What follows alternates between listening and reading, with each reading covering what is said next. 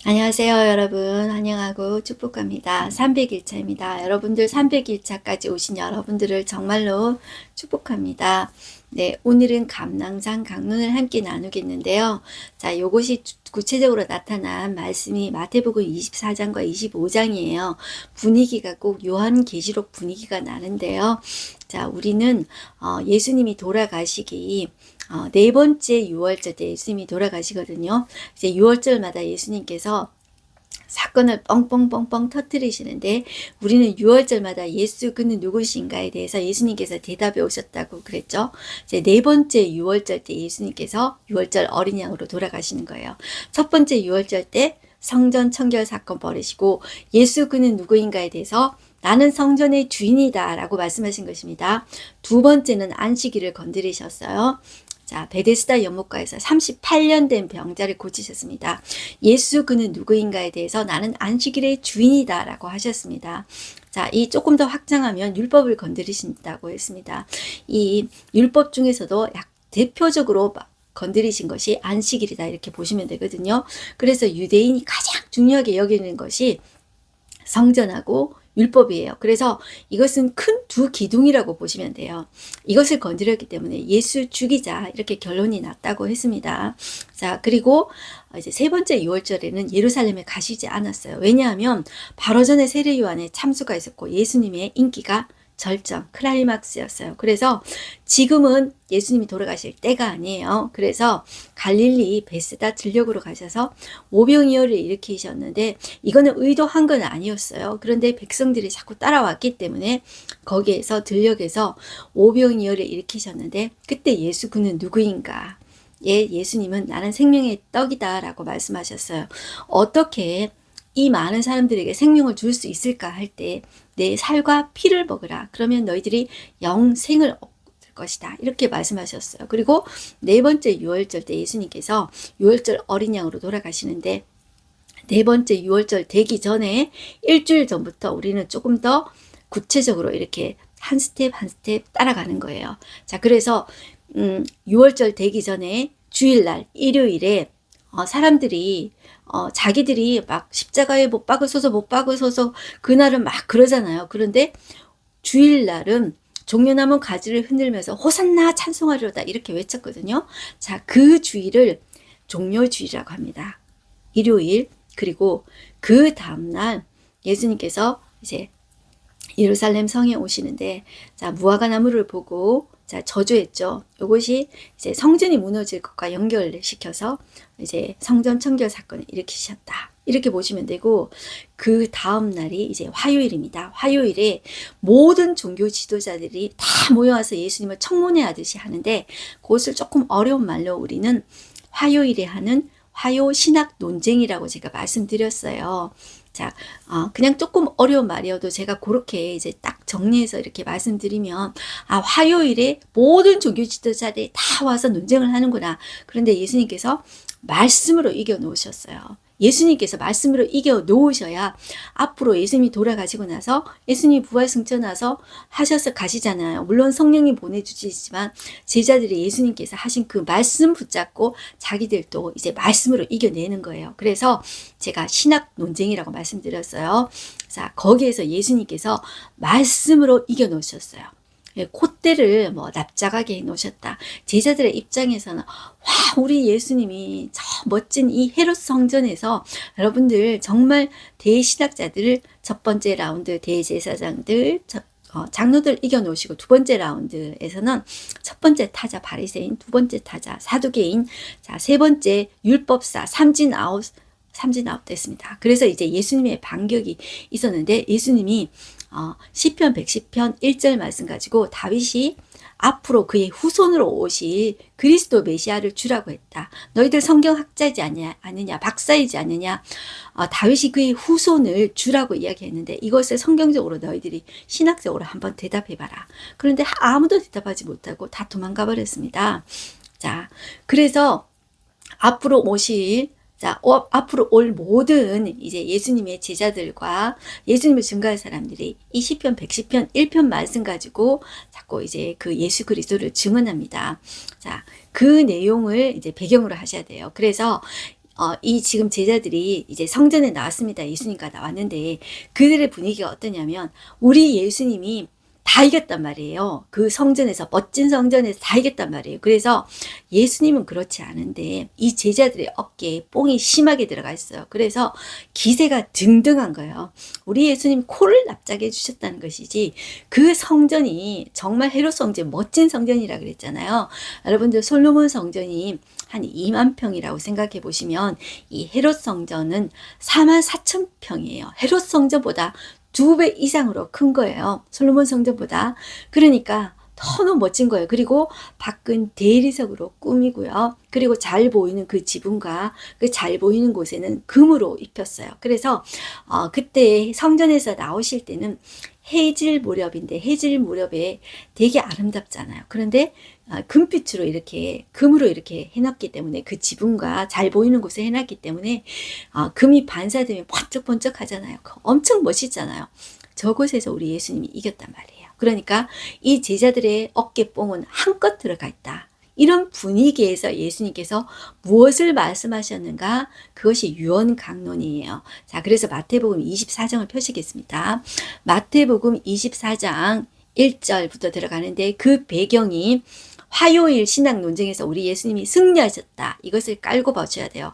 그래서 제자들의 분위기는 어깨뽕 심하게 들어가 있다. 자, 요 분위기를 깔고 24장 1절 보시면 예수께서 성전에 나와서 가실 때 제자들이 성전 건물을 가리켜 보이려고 나오니 자, 이 분위기는 와, 우리 예수님 저기에서 이기셨단 말이에요. 이제 예루살렘에서 왕으로 등극하실 것이다. 이것만 생각한다는 거예요.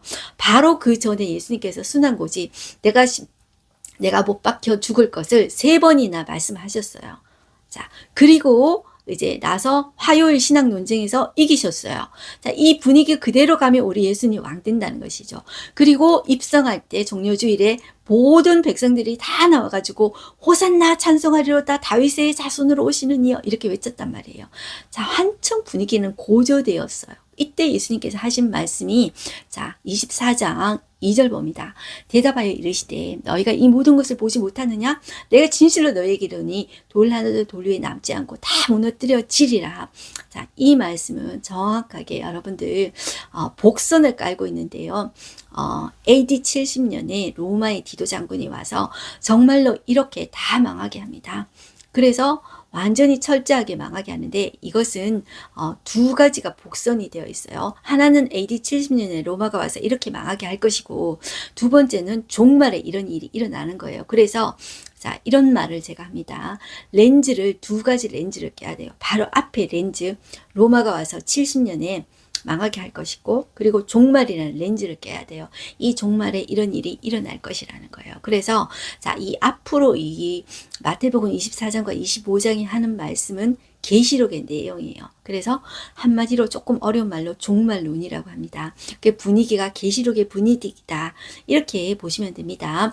그래서 자, 3절부터 이제 소제목은 재난의 징조, 계시록 분위기다. 이렇게 말을 하면 돼요. 길기는 길어도 어떤 분위기다? 계시록 분위기다. 자, 이 유언으로 하시는 말씀이 계시록 분위기로 말씀하시는 것이다. 자, 자기들은 우리 예수님이 왕 될 거야. 자, 저기서도 대제사장들하고 다 이겼지 않아? 우리 예수님 말씀으로 완전히 그들의 코를 납작하게 해주셨잖아. 우리 예수님 능력도 많으시잖아. 오병이어도 일으키셨잖아. 못할 것이 없는 존재야. 왕위로 로마도 멸하고 이 헤롯 왕가도 멸하고 우리 예수님이 우리 이 경제적인 문제 다 해결해 주시고 우리 예수님이 강력한 이 이스라엘을 건설하실 거야. 하나님의 강력한 나라를 건설하실 거야. 이렇게 생각했다는 것이죠. 그런데 망한다는 거예요. 돌 하나도 돌 위에 남지 않고 망한다는 거예요.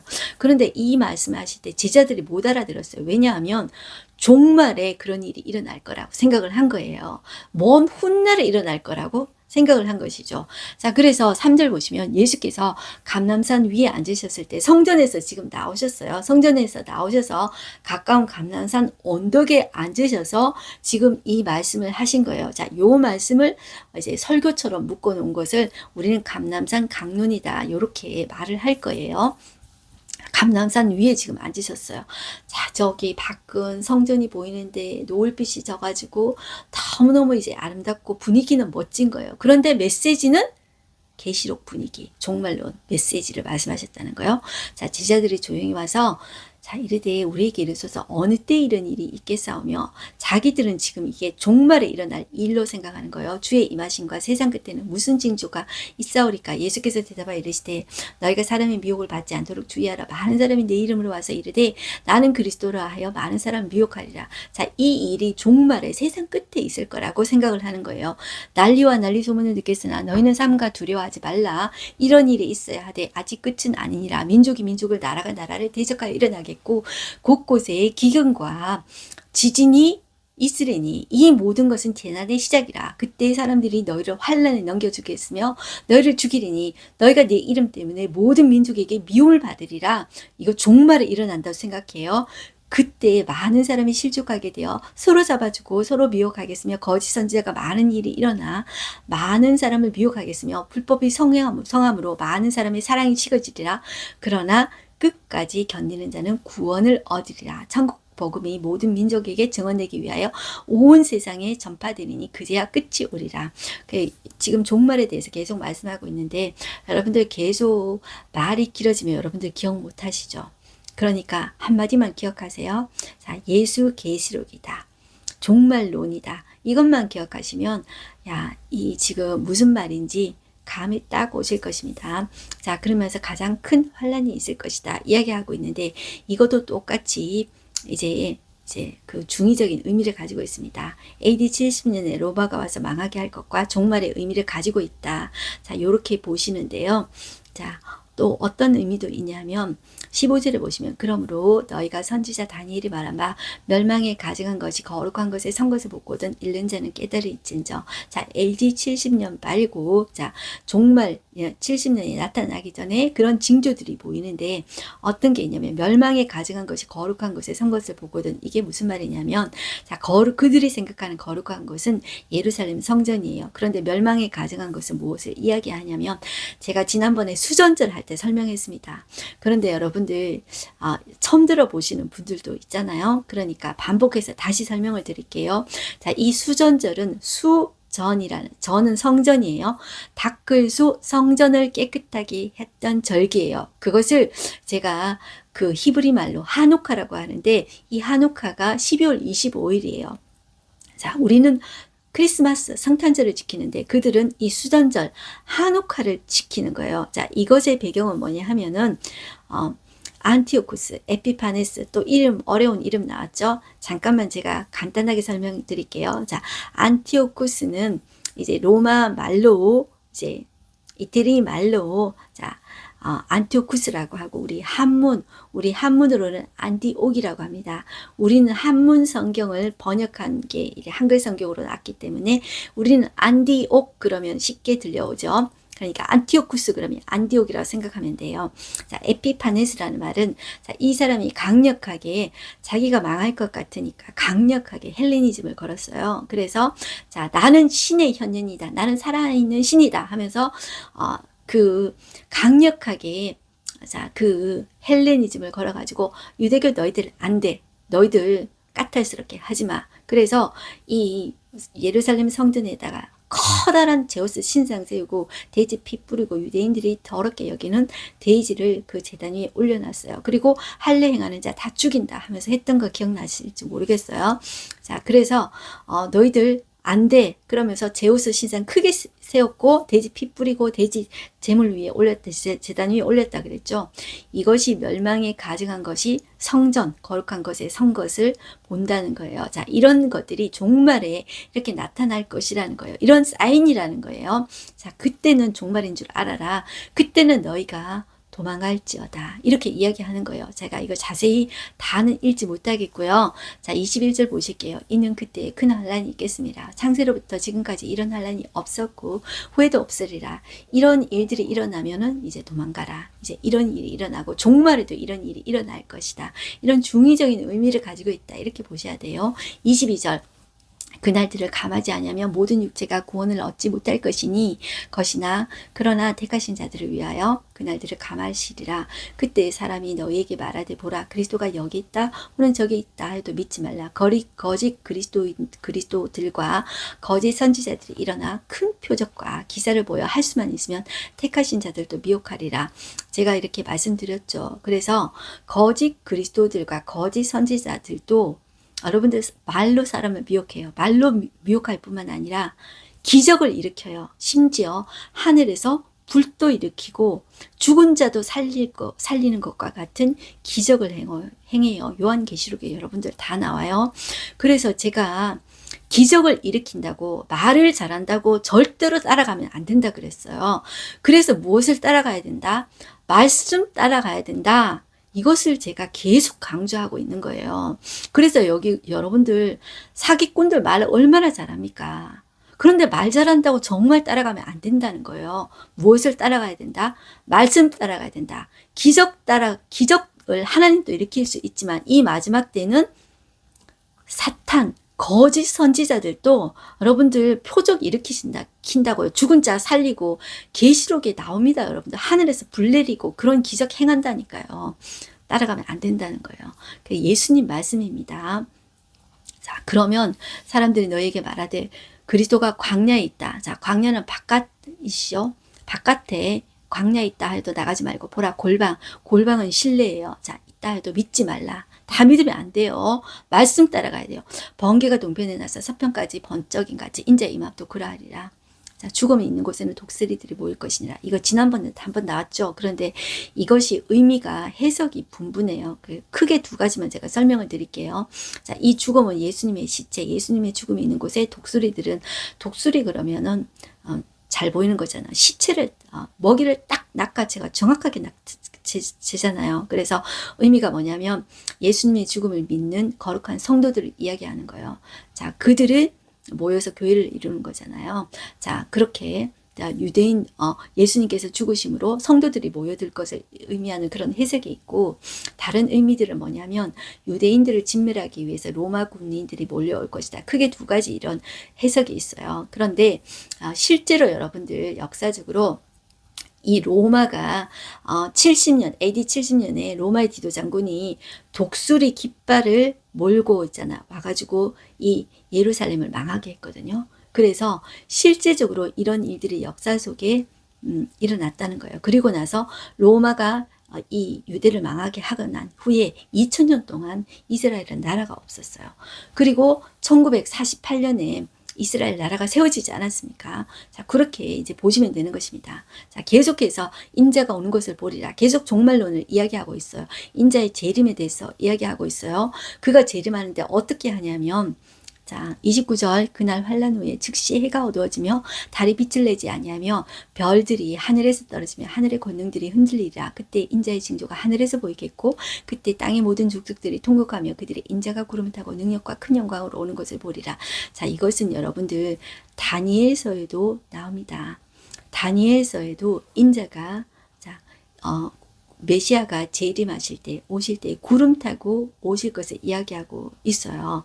자, 그리고 31절 그가 큰 나팔 소리와 함께 천사들을 보내리니 그들이 그의 택한 자들을 하늘 이 끝에서 저 끝까지 사방에서 모으리라. 주님께서 오시는 날은 그렇게 오실 거예요. 주님께서 초림하실 때는 인류를 구원하시기 위해서, 자, 죄인들을 위해서 대신 죽으러 오실 때는 동물처럼 마구간에 오셨어요. 그죠?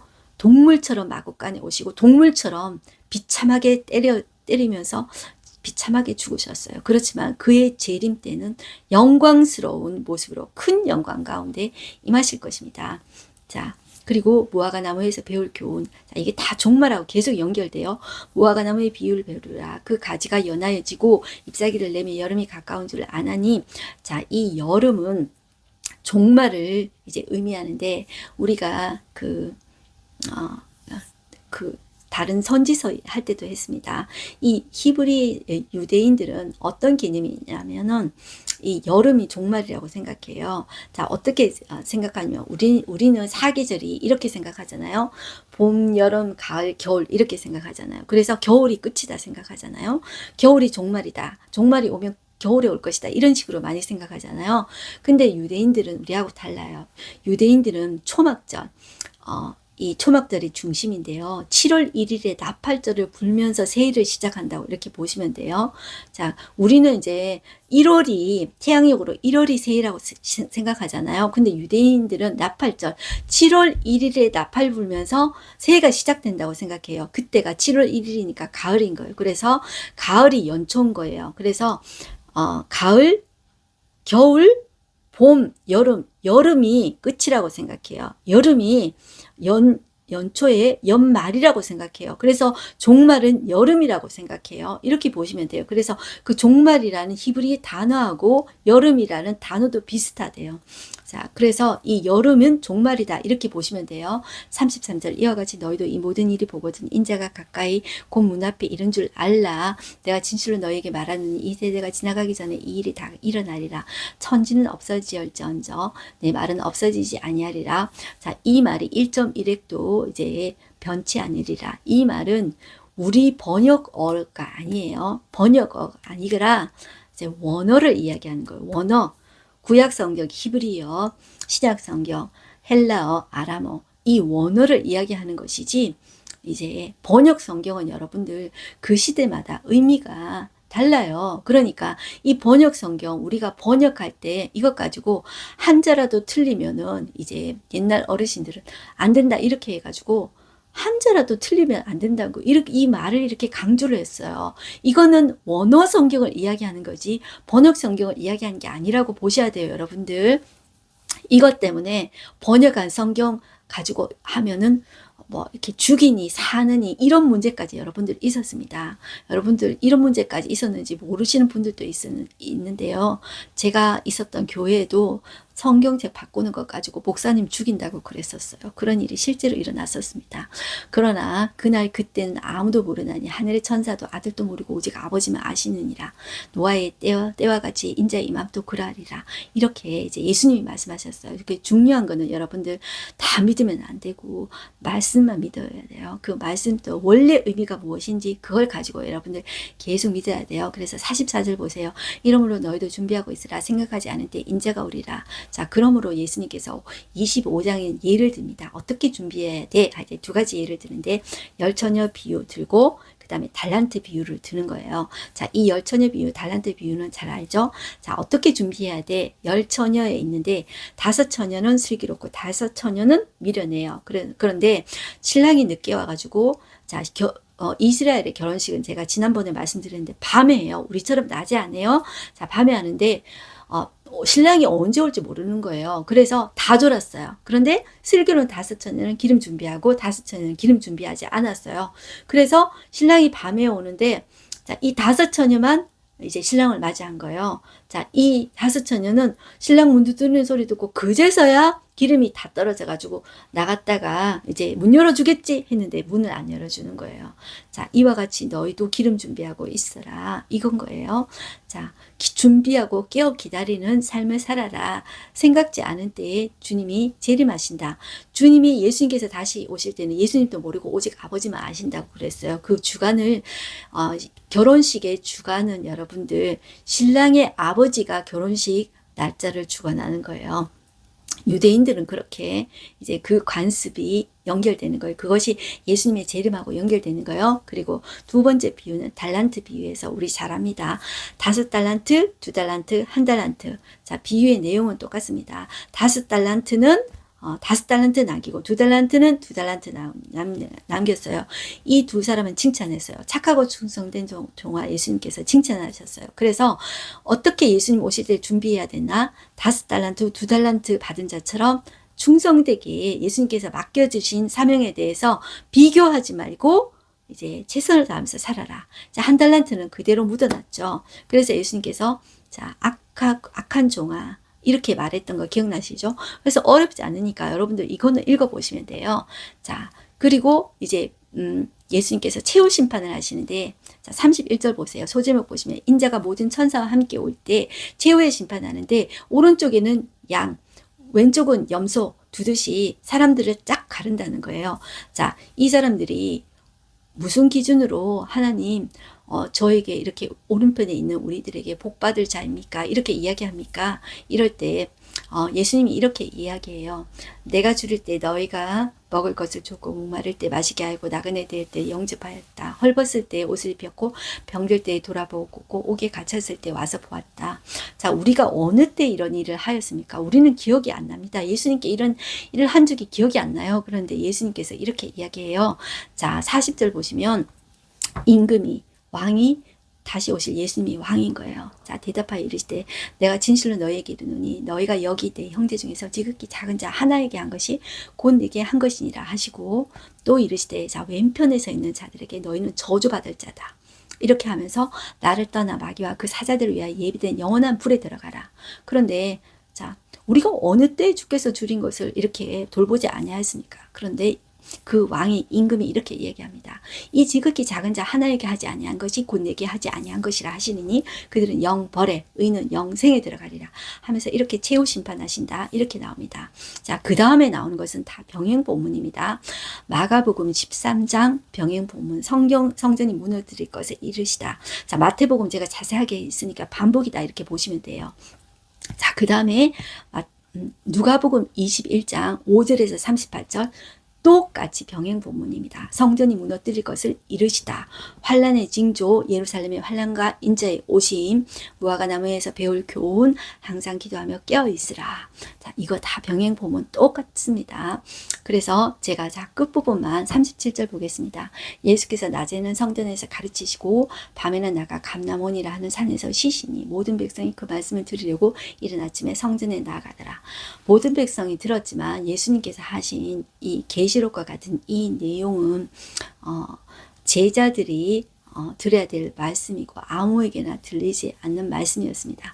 제자들도 이 당시에는 못 알아먹었습니다. 그러나 예수님께서 부활하시고 그리고 오순절에 성령이 임하시니까 진리의 성령이 임하시니까 이 말씀이 깨달아졌던 것입니다. 자, 무리로서는 이 말씀이 정말로 무리인 것입니다. 이 말씀이 들리는 자에게는 정말로 이제 복이 있는 것입니다.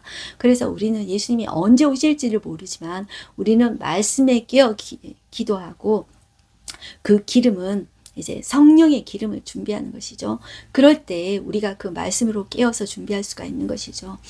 그래서 우리는 말씀을 들을 때 내가 내 지혜로 내 머리는 절대로 말씀을 깨달을 수 없습니다. 그래서 짧게 기도하라도 성령 하나님께 진리의 성령이신 성령님께서 말씀을 깨닫게 해주십시오. 그래서 말씀을 깨닫고 내 가슴 속에 영혼 속에 깊이 새기면서 우리가 잊어버릴 수 있어요. 졸 수가 있어요. 그러나 성령께서 기억나게 하실 때가 있어요. 그럴 때 말씀 붙잡고 우리가 살아낼 수가 있는 거예요. 이제 그것이 하나님의 자녀입니다. 오늘 하루 한 절 말씀 보겠습니다. 예수께서 성전에서 나와서 가실 때 제자들이 성전 건물을 가리켜 보이려고 나오니 대답하여 이르시되 너희가 이 모든 것을 보지 못하느냐? 내가 진실로 진실로 너희에게 이르노니 돌 하나도 돌 위에 남지 않고 다 무너뜨려지리라. 자, 그래서 여러분들 솔로몬 성전도 다 무너졌는 거 아시죠? 수르바벨 성전도 또 무너졌습니다. 자, 이 헤롯 성전도 그 있던 곳에서 좀 더 보수해서 솔로몬 성전보다도 훨씬 더 크게 44,000평으로 멋진 대리석과 잘 보이는 그 지붕과 잘 보이는 곳에 금으로 이렇게 입혀가지고 아주 멋지게 이렇게 만들었다 그랬죠. 그런데 속에는 언약궤도 없고 속에는 텅텅 비어 있습니다. 자랑이죠. 그것이 위선입니다. 형식입니다. 중요한 것은 무엇입니까? 그 안에 말씀이 들어가 있어야 돼요. 말씀이 글자라고 생각하지 마시고 말씀이 육신이 되어 오신 분이 바로 예수 그리스도예요. 그래서 말씀을 대할 때 내가 하나님을 대하는 태도, 예수님을 대하는 태도처럼 대하셔야 돼요. 그래서 경외심을 가지고 존중하면서 생각하셔야지. 이게 알아먹기 힘든 글자야. 누가 이 어려운 말씀을 알아들을 수 있어. 이렇게 자꾸 말씀을 밀어내고 무시하면요. 그게 자꾸 예수님을 밀어내게 되는 거예요. 그래서 이 마지막 때일수록 이게 말씀이 어렵더라도 다 알려고 하지 마시고요. 하나라도 아는 말씀 붙잡고 이게 약속이다 붙잡고 계속 새기고 품고 품는다는 마음으로 하면은 성령께서 깨닫게 하셔요. 그것은 제가 아무리 말을 잘한다고 해가지고 깨달아질 수 있는 게 아니고 사람이 깨달게 할 수 있는 게 아니라 성령님이 하게 하시는 역사거든요. 그래서 저와 여러분들이 그렇게 되기를 바라고요. 그러면 성전은 왜 하나님께서 만들게 하셨지? 인간은 여러분들 이런 과정을 거쳐야 돼요. 그러니까 보이는 과정, 이런 과정을 거쳐서 이것이 아니라 정말 중요한 것이 성전이 예수님이구나. 이 모든 의미가 예수님을 의미하기 위해서 하나님께서 이 과정 가운데 우리가 이것을 알게 하시는 과정이다. 이렇게 아셔야 돼요. 그래서 이거는 우리는 눈에 보이는 거, 그림자라도 없으면 실체를 보지 못해요. 그래서 그림자를 있게, 성막도 있게 하시고 성전도 있게 하셔서 그 핵심 의미가 바로 예수님이다. 이렇게 깨닫게 하시는 거예요. 그래서 나중에 되면 예수님 오시면은 완전한 성전 대신 그 하나님, 예수님 안에서 우리가 살게 되는 거예요, 여러분들. 자, 그래서 그렇게 보시고, 그 성전이라는 것은 하나님과 우리가 만나는 곳, 하나님이 만나는 곳, 하나님의 통치 자소다. 그리고 성전은 건물의 화려함이 중요한 것이 아니라 하나님의 다스리심, 하나님의 통치가 드러나는 것이 중요하다. 이렇게 보시면 되겠습니다.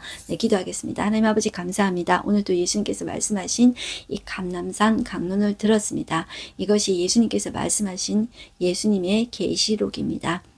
주님께서 임하실 때 주님 이러한 많은 기적들과 미혹의 역사가 있습니다.